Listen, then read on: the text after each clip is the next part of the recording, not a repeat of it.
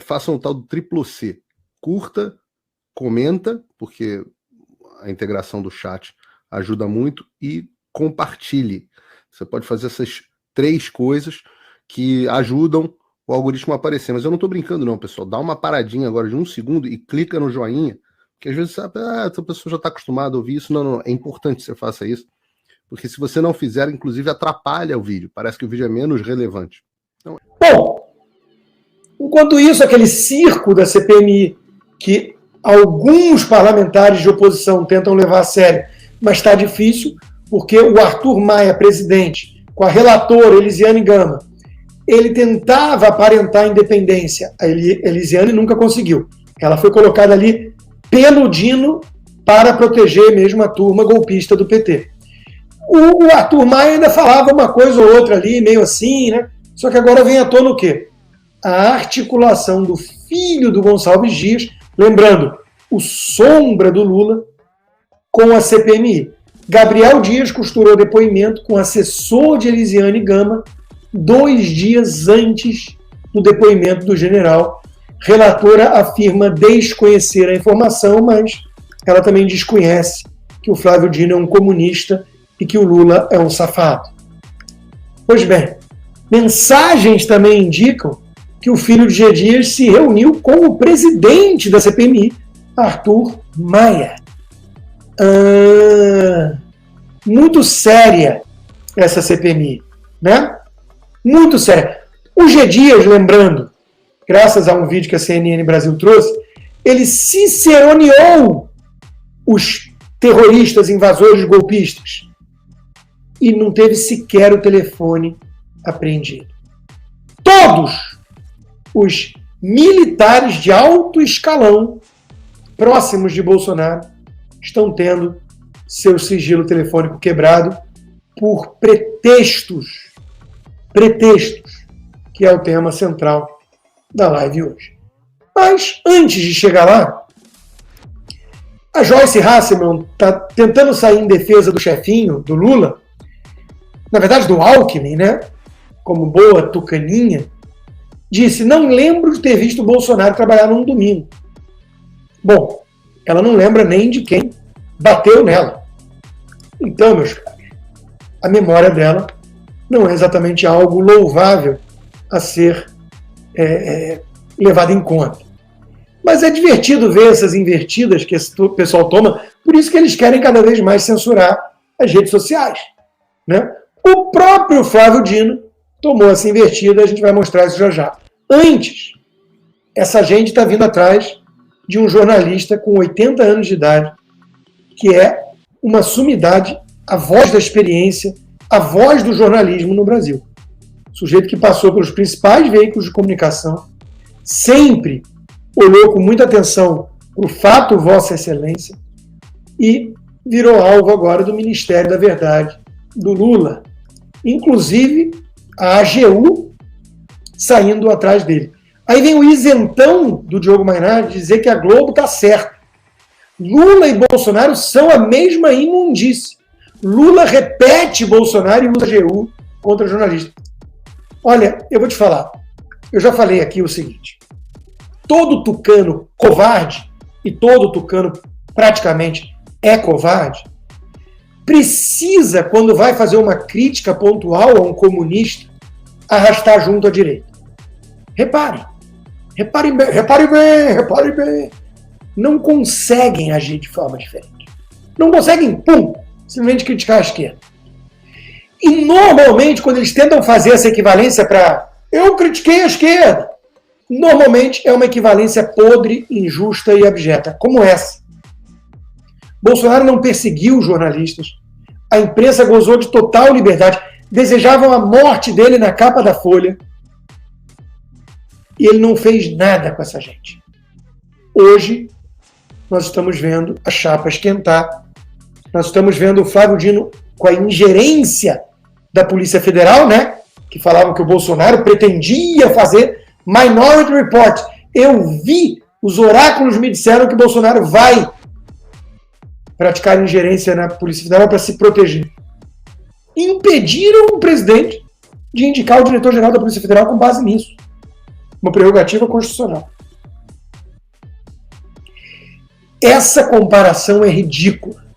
E fazê-lo, comparar uma coisa com outra, depois de 9 meses de PT vingativo, com sede de vingança, poder, controle, censura, depois do que a gente viu que o governo Bolsonaro deixou a coisa correr solta, é coisa de canalha. Não é só covarde. Todo tucano é meio covardão, mas o Diogo Maynard é canalha. E eu sei disso de fontes muito próximas, porque eu sei da relação com o falecido e saudoso pai. Mas, diferente do Diogo Maynard, que não vale nada, o Alexandre Garcia é um monumento ao jornalismo brasileiro. Merece ser defendido. E a melhor forma de fazê-lo, de defendê-lo, é trazê-lo, ele mesmo, para falar o que está acontecendo com o Brasil e que vai acontecer muito pior se nós não fizermos nada. É isso aqui que eles temem. E o que é isso? Isso aqui se chama democracia, porque deu voz a cada um. Uma coisa que eu tenho arrependimento de não ter feito foi uma regulação dos meios de comunicação no país. Isso aqui democratizou tudo. Democratizou as ideias, as opiniões. Pode ter besteira aqui, pode ter mentira, mas também nos dá a oportunidade de pesquisar, de saber se é verdade ou se é mentira. Quem é que decide o que é mentira ou o que é verdade? É a razão. É saber pensar, pensar por si, não importar pensamento de outros. É esse o perigo que a gente corre. Eu nunca vi isso, eu nunca senti isso. Eu estou sentindo hoje que tem uma pessoa que pode decidir se o que eu digo não é aceito. E a gente não pode permitir, porque na hora que a gente acordar, já seremos escravos.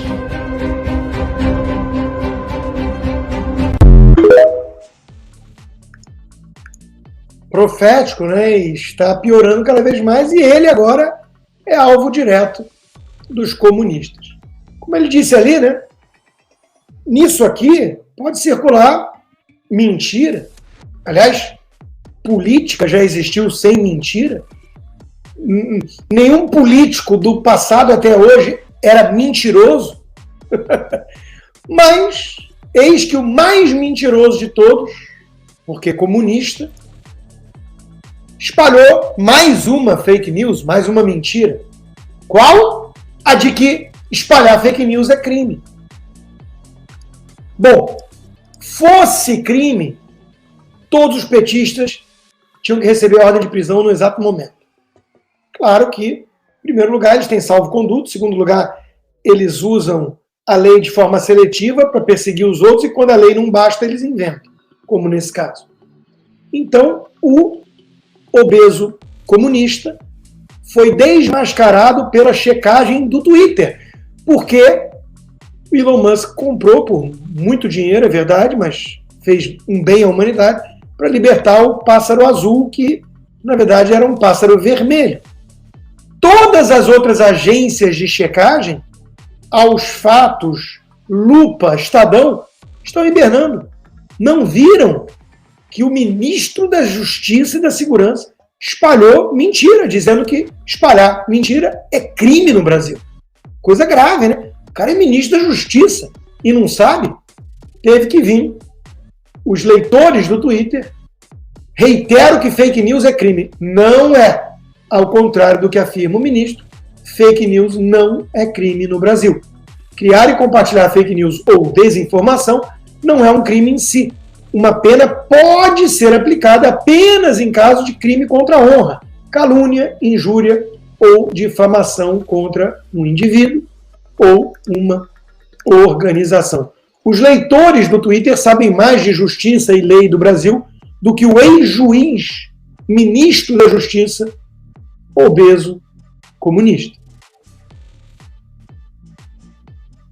É óbvio que ele sabe que não é crime.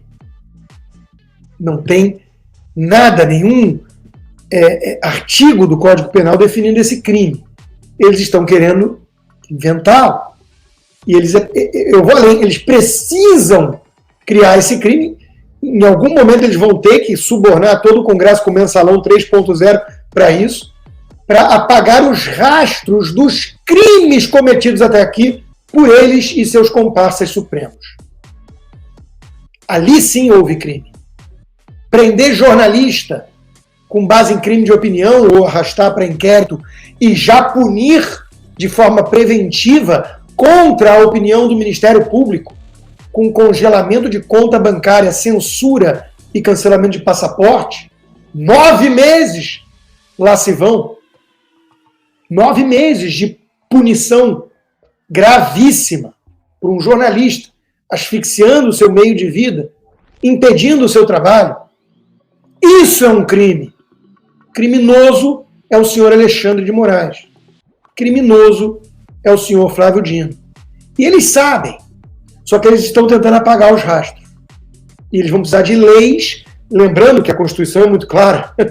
Nada que não é proibido por lei pode ser considerado crime e nenhum crime pode ser retroativo, ou seja, uma nova lei enquadrar uma ação anterior.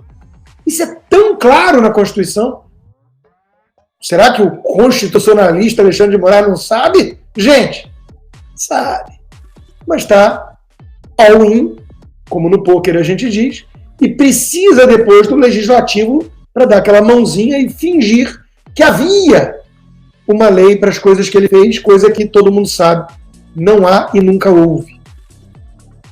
Bom, além disso, eles estão fechando o cerco contra os militares. A Polícia Federal do Dino, a Gestapo, que virou essa ala da Polícia Federal hoje dominada pelo comunismo, cumpriu mandados contra ex-integrantes do Gabinete de Intervenção Federal no Rio de Janeiro, e Braga Neto teve seu sigilo telefônico quebrado. Cabe perguntar, algum militar próximo de Bolsonaro não vai ter seu sigilo telefônico quebrado? Com algum pretexto qualquer? Cartão de vacinação, intervenção federal, o olho não é azul, pega lá o telefone dele, não enche o saco. Está escancarado o negócio. Agora, eu escrevi sobre isso na Gazeta hoje. Comunistas são como tubarões. Eles farejam sangue no mar e avançam. Eles sentem a milhas de distância o cheiro de fraqueza. Eu escrevi sobre isso com o ensejo da visita do Joe Biden senil ao Vietnã. Ele foi fazer essa visita para uma estratégia diplomática de conter a China. E o que ele faz lá? Fala aqui. Está cansado, não vai mais responder e vai dar uma dormidinha. I'm going to bed now. Diz que não preocupa-se tanto com guerra, que a ameaça maior não é guerra, é o aquecimento global. O Xi Jinping teve orgasmos ao escutar isso, porque é um recado para consumo doméstico, os adversários conservadores, que eles chamam de negacionistas, porque a China é o maior poluente e emissor de CO2. Por que ele não fala grosso, então, com a China? E, não satisfeito, depois de algumas perguntas, ele não sabia mais que dia era, onde estava, quem ele era, e visivelmente constrangedora a cena, interromperam as perguntas e colocaram uma música lounge, que tem sido a nova marca registrada da Casa Branca. Agora, nas coletivas de imprensa, quando o Biden está the grass is green, yes, the sky is blue, eles interrompem e botam um jazzinho, um Kennedy tocando sax, e tiram o homem de cena. Então, sim, Joe Biden passou muita firmeza e vitalidade para conter a China agressora. Todo comunista morre de medo de uma figura como um Ronald Reagan, cowboy imbecil, beligerante, mas que com palavras, clareza moral, império do mal, sabendo qual era a missão dele, nós temos uma estratégia muito clara. Nós venceremos a guerra e eles perderão. Era assim que ele falava. E colocava em ações essas palavras, porque financiou o maior projeto de investimento bélico da história. Guerra nas Estrelas foi apelidado. Que terrível! Resultado, fim do Muro de Berlim e do Império Soviético, 89 e 92. Graças, em boa parte, ao Reagan, Thatcher e João Paulo II. Vocês acham que o comunismo teme Joe Biden? Então, meus amigos, vamos levar isso para o Brasil. Vocês acham que os comunistas que estão no comando no Brasil temem General Melancia? E olha, nem melancia a gente pode mais falar. Alguém comentou isso num texto meu, num vídeo meu. Porque melancia é verde por fora e vermelho por dentro, mas tem casca grossa. Esses generais parecem morango. Então, eu entendo a preocupação do coronel Gerson, da turma que fala, olha, vocês estão caindo na ladainha da esquerda comunista. Eles querem difamar as Forças Armadas e agora avançar com tudo para o assassinato de reputação de uma instituição que sempre gozou do respeito da população. Tem um ponto. Mas respeito se conquista. E eles não merecem mais. Traíram o Brasil. Estão prestando continência para comunista corrupto, estendendo tapete vermelho para Maduro e servindo cachorro-quente para vagabundo criminoso do MST. Próximo passo agora é carrocinha de pipoca na CUT. Respeito se conquista. E não é porque uma vez foi conquistado vai manter para sempre. Pergunta para o Reinaldo Azevedo da vida. Muita gente já levou ele a sério. Eu, inclusive. Hoje ele é um escárnio ambulante. Uma figura deplorável em todos os aspectos. As Forças Armadas estão merecendo esses ataques contínuos e crescentes dos comunistas. Eles estão farejando medo, covardia e avançando. E aí eu te pergunto, quem vai derrotar o comunismo no Brasil, então? Faça um tal do triplo C. Curta, comenta, porque a integração do chat ajuda muito, e compartilhe.